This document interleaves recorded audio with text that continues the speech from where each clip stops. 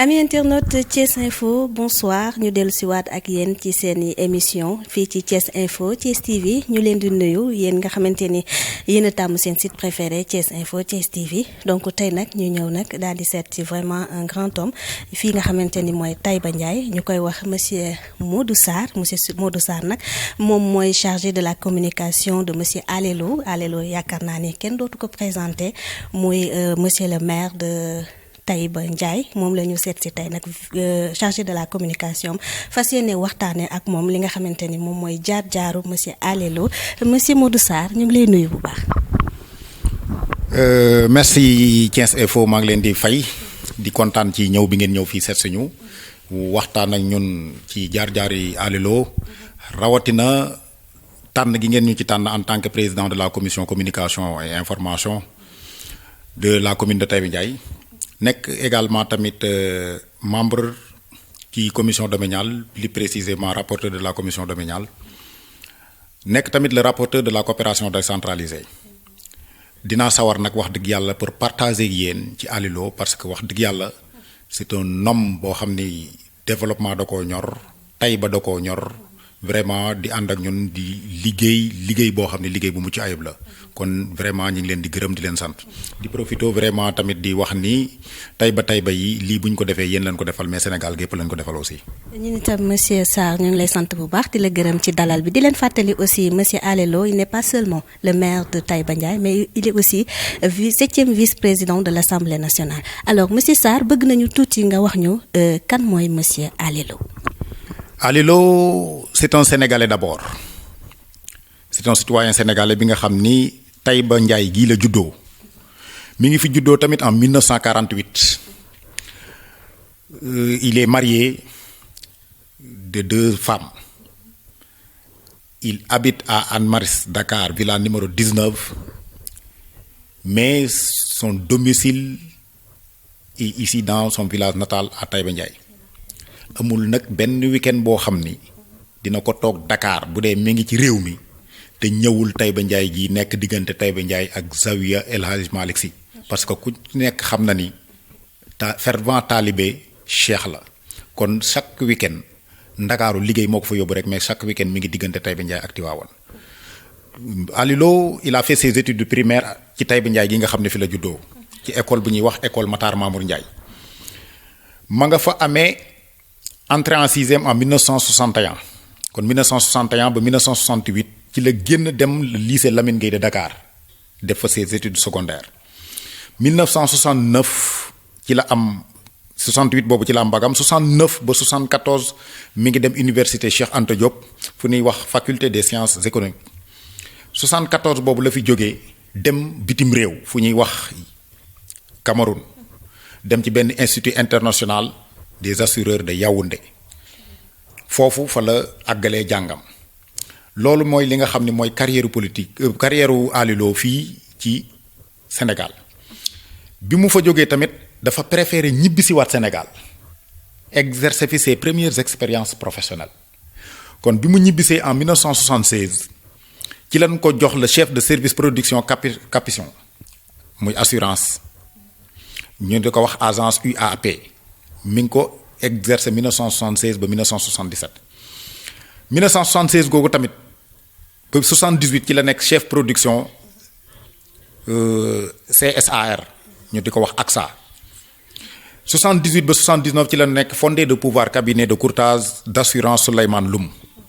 1979 ba 81 ci la nekk directeur général de la nationale d'assurance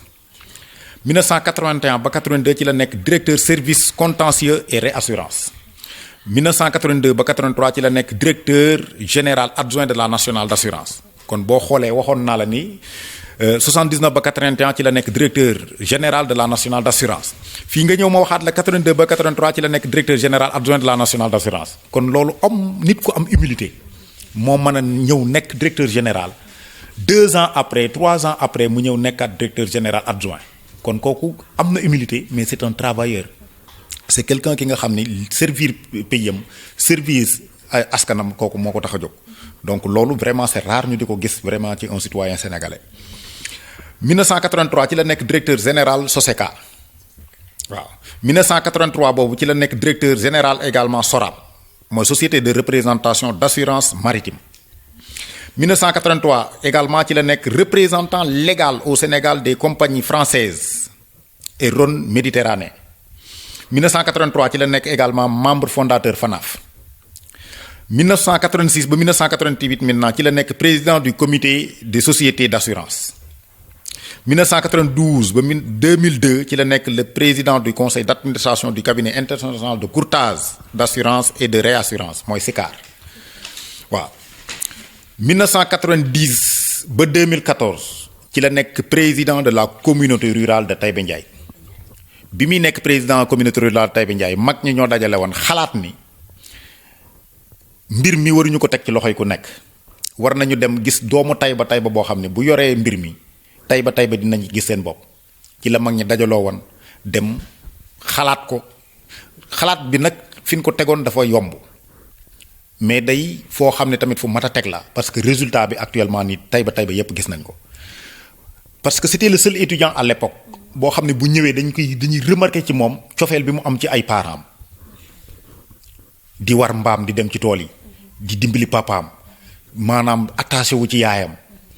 kon kooku ak fa jàng toll woon bu njëkk ak nit ñi étudiant boo xesee woon a nekk étudiant charisme bi ngay woote ak changement de comportement bi nga am jikko yooyu mag ñi gisan ci moom nag jàpp naa ne juumuñu bi ñu ko tànnee pour mu nekk le président de la communauté rurale de Taïba Ndiaye moo tax it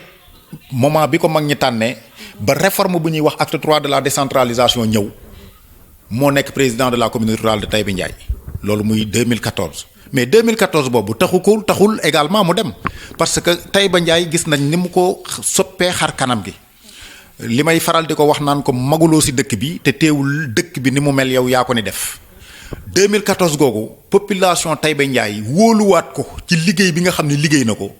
ci attachement bi nga xam ne am na ko ci population ak yërmande ji nga xam ne am na ko ci ñoom moo taxit mu nekk le premier maire de la commune de Taïba Ndiaye noonu naa ko bi ñuy ànd histoire dina bind que ni tu seras le premier magistrat de la ville de Taïba Ndiaye et Dieu vraiment a réalisé ces prières là. Il est actuellement le maire de la commune de Taïba Ndiaye depuis 2014 à travers l'acte 3 de la décentralisation.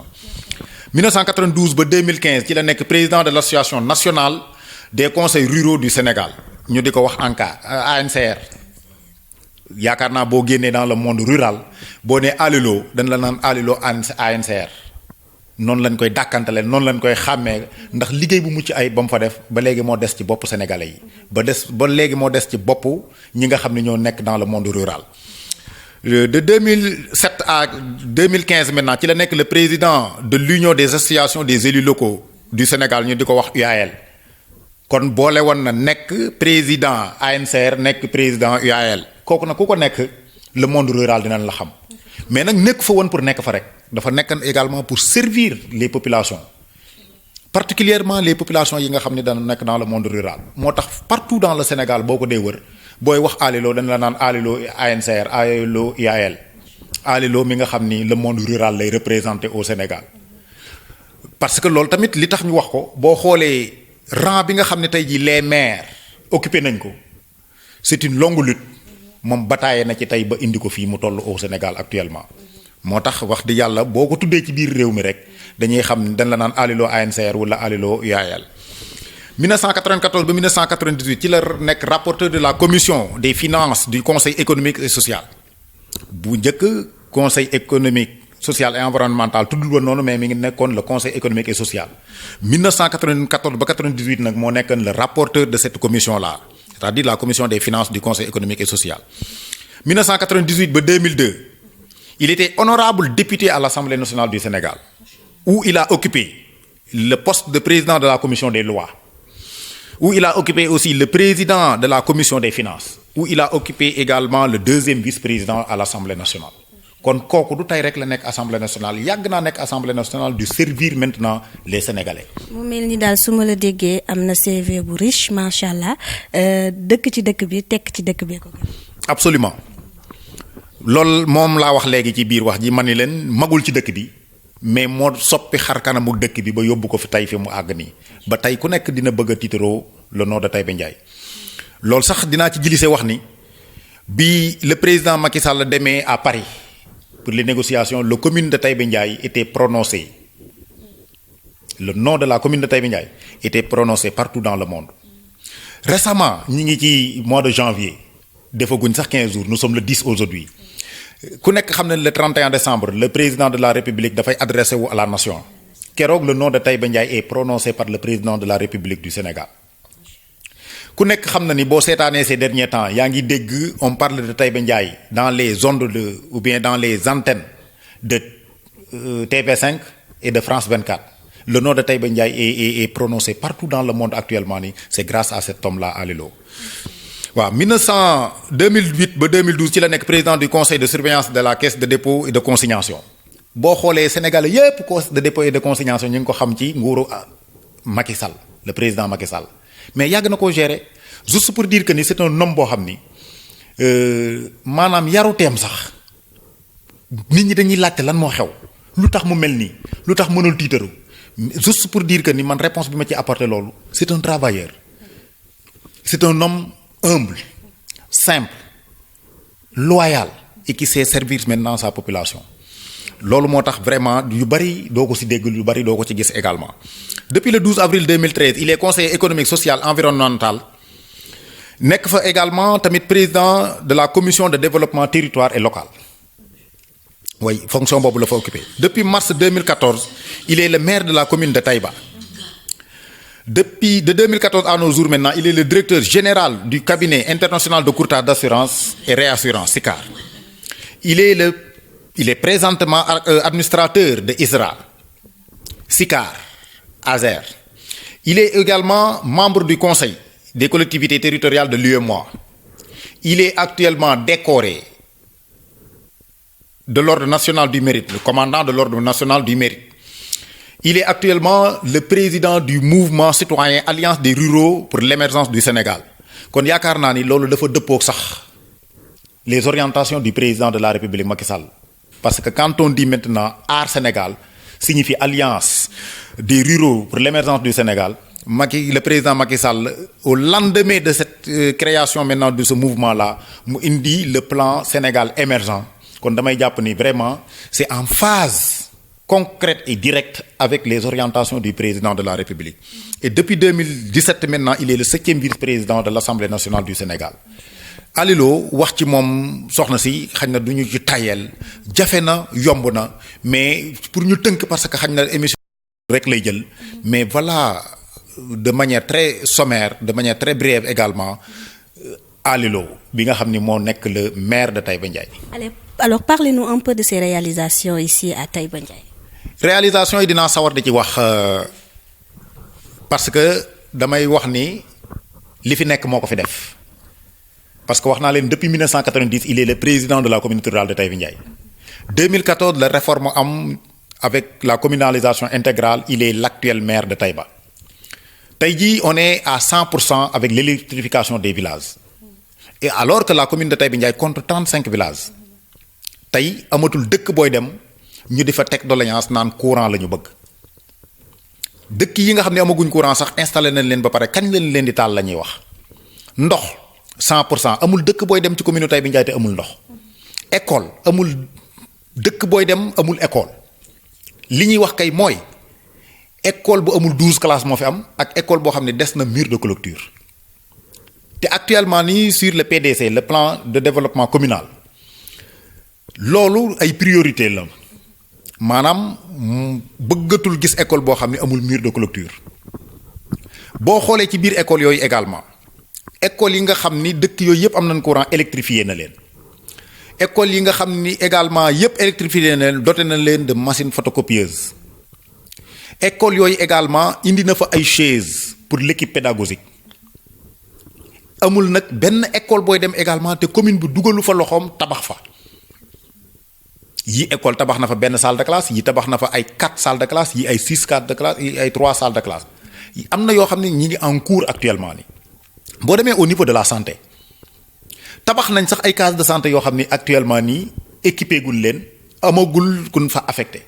kon xam nga ni kooku vision dépassé na li nga attente population bi parce que kuy tabax ba li nga xam ni ci wér-gu-yaram la jëm ñu di xaarandi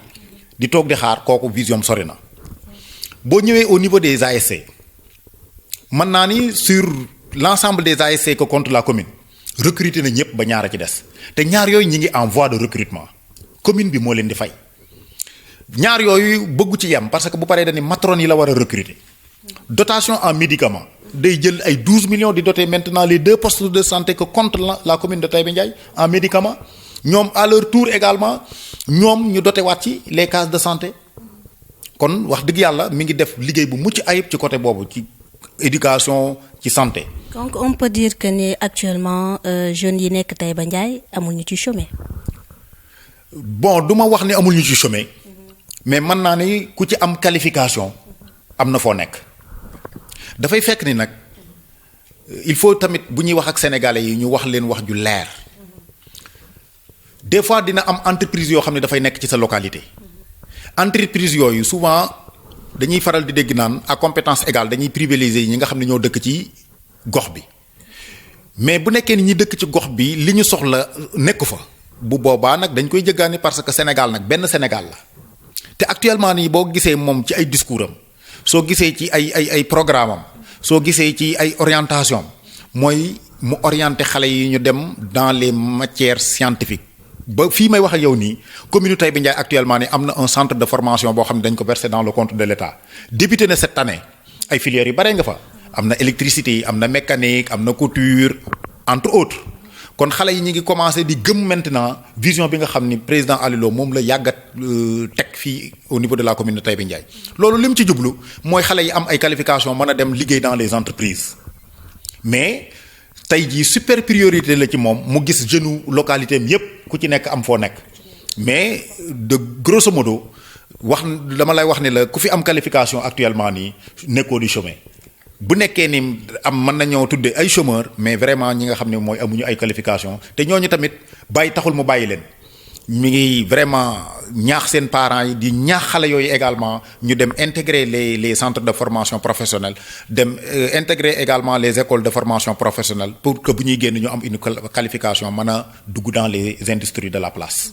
alors est-ce que yaakaar nga ni parce que gis nañ jaar-jaaram macha allah riche na lool il est actuellement 7e vice-président de l'Assemblée nationale digganteem ak Macky Sall est-ce que yaakaar nga ne xëy na président war na ko mën a jël teg ko ci wetam. waaw damay wax waaw fi ma ko teg tamit fu yomb la parce que c'est quelqu'un qui est bourré d'expérience te expérience bi mu soxla un homme d'État daf ko soxla kon le président Macky Sall yaakaar naa ne xam na le président Aliou Lo xam na également compétence bi mu am xam na également njariñ bi nga xam ne mën na ko apporter Sénégal xam njariñ bi nga xam ne mën na ko apporter sa localité et loolu mën na ci nettali une anecdote 2014 bi élection locale amee fekk le président Aliou Lo ñëwagul intégrer le parti au pouvoir am na ñu fi nekkoon également pour le parti au pouvoir mais il y avait une réunion qui se passait à Thiès moom mi ngi fa woon les représentants du parti au pouvoir à l'époque ñi ngi fa woon mais le président Macky Sall ci vision ci xam-xamam ci xarañam dafa invité woon ces jeunes là ñu rejoindre maintenant le président Aliou Lo ànd ensemble liggéey pour l'intérêt de Taïba et l'intérêt du Sénégal kiy def loolu kon nattablewul ne xam na ni nit ki fi mu toll ci xam-xam xam na nit ki fi li mu pareel pour liggéeyal ko réewam mais li mu pareel pour liggéeyal ko localité am tey damay wax ni Dieu merci loolu actuellement nii am na ba fi mu ne nii wax dëgg yàlla mburoog soow la ànd naan la wala ànd tuur kon vraiment wóolu ngeen seen bopp de. non du jay sama bopp mais non maanaam wóolu ngeen seen bopp. non du wóolu sa bopp parce que ki fi nekk askan wi moo ko fi teg kon damay wax ni moom askan wi moo ko wóolu ba léegi dem na tey ba bëgg na rocceeku dem noppalu ji ñu ni ko en tant que jeune on a besoin de vous président on a besoin vraiment de gagner sur votre expérience encore une fois de plus on a besoin vraiment que nga accompagner waat ñu ndax xam nañ lu mu man xam nañ lu mu mën a indi fii parce que wax naa leen léegi ni leen Taïba Ndiaye nag turam ñi ngi koy dégg fi ne au Sénégal de waxatuma maintenant au niveau national mais partout dans le monde ñi ngi dégg Taïba Ndiaye su ñuy dégg Taïba Ndiaye nag nit ku nekk yàlla moo ni soo ma gërëmul du ma boo gërëmul nit jërul nga di ma gërëm nit ku nekk nangul ko li mu man ak li mu def du daf ko man dong mais daf ko man ba pare def ko nag fi mu ko war a defee. parce que actuellement ni président Alilo foo génn ci Sénégal ñu tagg ko mais bu ñu ko taggee dinañ kontaan ndax def ko ci àll bi rek bàyyi Taïba da koo commencé Taïba ba pare di ko door a génn ci àll bi kon voilà vraiment quelqu'un koo xam ne tey jii dañ koy roy di ko ñaanal yàlla di ko ñaanal tamit mu gunge ñu ba ci kanam parce que on a besoin de son expérience. mais vu réalisation yi nga xamante ni def na ko macha allah moom dafa mel ni dafa nekk nit koo xamante ni daal li ñu koy gis bëriwul lan moo waral loolu. waaw loolu yomb na parce que liggéey ak i wax mënuñu ànd. récemment rek wax naa leen ko le président de la république bi mu adressé woo à la nation ba pare le 31 décembre ci xarañam dafa invité les journalistes toog ak ñoom di waxtaan ak ñoom li mu wax c'est bien clair mooy vision boobu ci le président Alilo nekk parce que dafa wax tout simplement liggéey ak wax mënuñu ànd. wax nag am na fu muy amee mooy bu campagne jotee ku nekk na wàcc ci terrain bi mais c'est l'heure de travailler. moom doo ko wax dëgg yàlla mënuñu la fal ci sur un programme nga bàyyi liggéey boobu tamit nekk fu nekk nga nekk fa di wax ak yooyu jàpp naa ni wax ji du ma ne amul solo mais bu wax amee solo aussi kenn du fay wax di bàyyi jëf te moom mi ngi jëf woon wax dëgg yàlla. alors ñu dugg tuuti nag sa gis-gis par rapport ak élection locale yi nga xamante ni ñu ngi ñëw. waaw mooy li ma wax nii léegi rek xam nga élection locale comme ak séegul yaakaar naa war nañoo liggéey bi tamit mooy tax nga projeté ci élection locale. parce que bu ñu àggee élection locale tamit bu ñuy natt dañ lay natt ci sa bilan fan li ñuy xaar président Alilo ak képp ko ànd ak moom bu ñu àggee élection locale mooy lan la fi def on est en train de faire maintenant un excellent travail xam nga dëkk bii ngeen ñëw di Taïba Mbaye tey gis ngeen électrification bi ni mu demee ku la waxal ni Taïba Mbaye mën na am électrification bu mel nii est-ce que di nga ko gëm et c'est valable dans toute la commune lu mel nii nga fay gis parce que bi ñu avancé léegi ci kanam am na benn poste courant boo xam ne moo fa nekk. bañ na ko ba sax même li ñu tuddee les écoles Al Azhar ñu bari dañuy wax ni c'est des écoles privées et pourtant la commune a fait des réalisations dans ces écoles là donc kon kooku vision vraiment sori na dañ koy ñaanal yàlla li mu bëgg a liggéey fii ak élection mu liggéey ko ba bu ñu àggee élection bu ñu population bi na natt ñu ci programme boobu ba ñu gañewaat seen kóolute. yéen ñi nga xamante ni tey yéen a nekk ci ginnaawam di ko jàppale ci liggéey bi moom président Alilo des fois affaire bi groupe lay doon te day nekk loo xamante ni day jafe ndax ñi xëy na dinañu ñëw avec de bonnes intentions ñu leen ñëw ak yeneen i intentions mën nañ la sax tey jox benn conseil boo xamante ni nga appliqué ko te du nekk loo xamante ni dalay c'est avantageux yow ci ban côté nga nekk. waaw damay wax ni moom dañ koy ñaanal yàlla parce que am na lu ko yàlla may ci côté boobu au lendemain des élections ci la lancé appel ñëpp ni amul opposition amul parti au pouvoir je tends la main à tout le monde pour ñu liggéey ensemble parce que développement du kenn nit moo koy def benn groupe moo koy def te effectivement comme ni nga ko waxee ci biir conseil municipal bi am na ñoo xam ne du ci listam lañ ñëwee mais fii may waxe yow boo demoon conseil municipal xàmmee woo ku ñëw ci listam ak ku fa ñëwul parce que ñëpp la tàllal loxo ànd pour liggéey ak ñu ak ñoom ñun personnellement également li ñu yitteel rek mooy bu ñu demee ba mandat bi di jeex ñu mën a taxaw ak population bi wax leen ni leen seen baat yi ñu dagaanan nag ak programme bi taxan ñu dagaan ko programme bi nii leen ci def te am naa yaakaar ne bu ñuy àgg foofu day fekk programme bi réalisé nañ ko bu nekkul ni à 100% dinañ ko réaliser à 98%. kon jàpp naa ne loolu moo am solo maintenant nag ki nga xam ne dafa taxaw fële di wax mais kooku mënuloo ko tere wax mais ku ñëw Taïba yéen ñëw ngeen Taïba vous êtes des journalistes gis ngeen bi ngeen di dégg Taïba ak bi ngeen fi ñëwagul ni mu mel ku nekk xam na ni Taïba ku fi ñëw actuellement ni di nga fi bëgg a dëkk ku nekk xam na ni Taïba également boo fiy ñëw dégg turam nii rek mën a goo xam li fi xew mais boo ñëwee ni nga ko déggee di nga ko fekk sax nu ëpp noonu kon yaakaar naa ni dañ koy ñaanal yàlla ñi nga xam ni tamit dañ ko war a wuy si ci appel boobu parce que moom nee naa la xaarul ba tey muy woote de ba dimanche lañ voté altine ba ca la commencé woote maintenant ni xàmmeewul ku ànd ak moom ak ku àndul ak moom na commune bi yépp takku laxasaayu ñu ànd liggéey ko ensemble parce que li ko ñor rek mooy le développement de la commune de Taïba. voilà donc mbokk internautes yi di leen fàttali rek ñu ngi dalal ki nga xamante ni mooy le chargé de la com de monsieur Alilo monsieur Modou Sarr dégg ngeen li mu wax macha allah man li ma si neex rek mooy monsieur Alilo dafa am parcours bu riche te loolu dañu koy soxla ci ñi nga xamante ni moom mooy suñu leader sénégalais yi. waaw loolu tamit dama sant yàlla la parce que bu nekkee ni tamit da nga juddoo Sénégal yaroo Sénégal jànge Sénégal bi muy njëkk a dem bitim réew jàngi moo ko yóbbu woon bitim réew. dañ koy ñaanal yàlla li tax ñu koy ñaanal yàlla tamit moom wax naa la ko nee naa la xàmmeewul ku ànd ak moom ak ku àndul ak moom parce que li ko ñor mooy le développement de Taïba. kon wax dëgg yàlla dañ koy ñaanal foofu li nga xam ne mooy programme am mu mën koo àggale ji nag mooy li nga xam ne ci lay woo ñëpp muy le développement de Taïba ñëpp wuy si ko ci wala ñi nga xam ne le développement de Taïba ñor na leen conscient nañ ci loolu ñu wuy si ko ci ànd ak moom liggéey ci liggéey bi. parce que ku nekk xam na ni wax dëgg yàlla fi ngay dégg Taïba boo ko xamagul ak fi nga koy fekk sax maanaam boo ñëwee sa gis-gis dina la bett parce que ni nga ko doon déggee dina xaw a ndaw mais boo ñëwee di nga fekk ni Taïba wax dëgg yàlla dépassé na foofu de très loin. loolu yépp nag liggéeyam la xarañam la kon il a besoin d'une équipe dynamique ñuy soññaat ñëpp di lancer waat appel ci tout le monde ñu gën a takkuwaat ci liggéey bi parce que xam ne liggéey rek moo mën a jariñ ku ci nekk moo mën a jariñ askan wi te mooy tax également bu subaa askan wi mën a nekk dans des conditions meilleures. mais dañuy gis souvent au niveau de l'Assemblée nationale ndaxte askan bi dañu yaakaar ci ñoom teg leen fa mais dañuy gis au niveau de l'Assemblée nationale coow li daf fay bëri ŋàññante beeg xeex beeg xuloo bi est-ce que loolu dina tax sénégalais yi seen xel dal. waaw loolu dañ may wax ni même dans les grandes démocraties sax da nga ko fay fekk mais li am solo mooy. bu ku nekk défendre li nga war a défendre bu ñu génnee ñu nekk bokkaat ndey bokkaat papa di wax ni tamit wax dëgg yàlla effectivement ay sénégalais ñoo leen fa yóbbu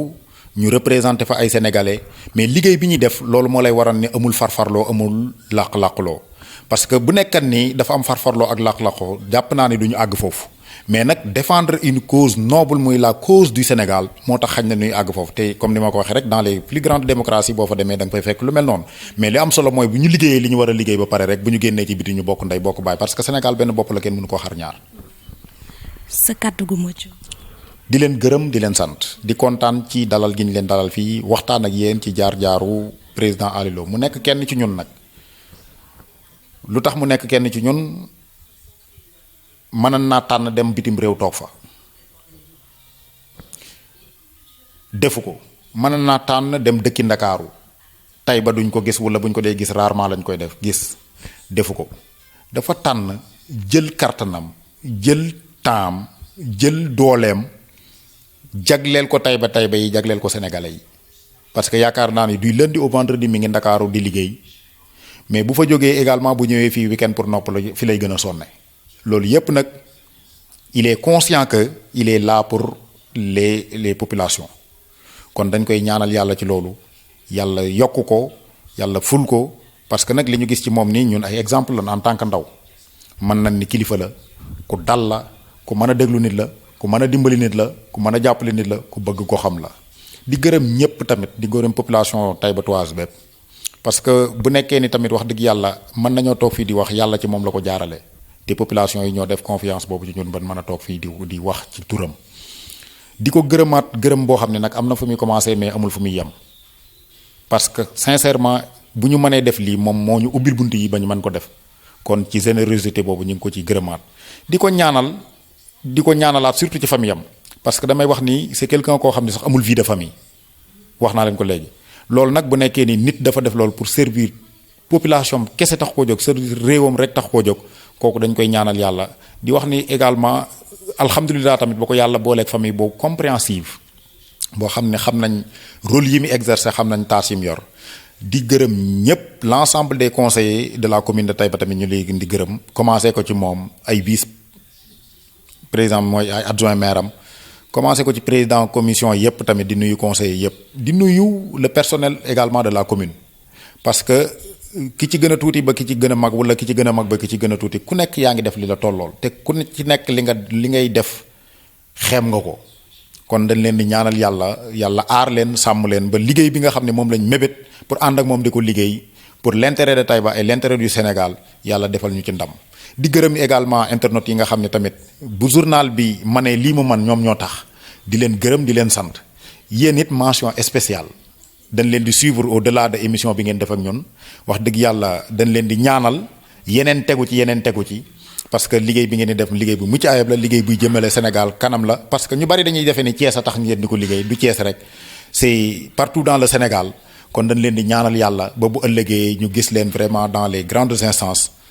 loolu daal la ñuy wax di wax nag ni mbir maa ngi nii développement du jeex développement du doy lépp lu ci waay xam loo xam ne tey boo ñëwee ci président Aliou Lo boo ko waxee mu porter ses fruits ses portes sont grandement ouvertes moom nit ko accessible la nit koo xam ni damay wax ni sax développement daf ko gën a ñor leneen ndax développement ci la lépp nekk donc daal Thiès Info kontaan nañ ci yéen président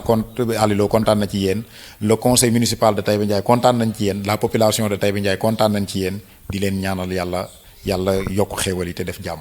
Merci beaucoup monsieur Sarr voilà donc amis internautes Thiès Info l'émission tire à sa fin donc ki ñu dalaloon tey mooy monsieur Modou Sarr chargé de la communication de monsieur Aliou Lo saa su nekk Thiès Info ak information yi fi muy génn ak yéen donc nii rek la ñuy def ak yéen saa su ne des informations à chaud tapez www.thiesinfo.com ngeen am lépp luy actualité fii ci Sénégal ak li ko wër donc ñu ngi leen di jox dig daje très prochainement ak yeneen i invité d'ici là portez-vous très bien merci beaucoup di gërëm bu baax nag sama caméra woman Nogay seen xarit seen sœur Khadija moo nekkoon ci micro bi merci beaucoup et à très bientôt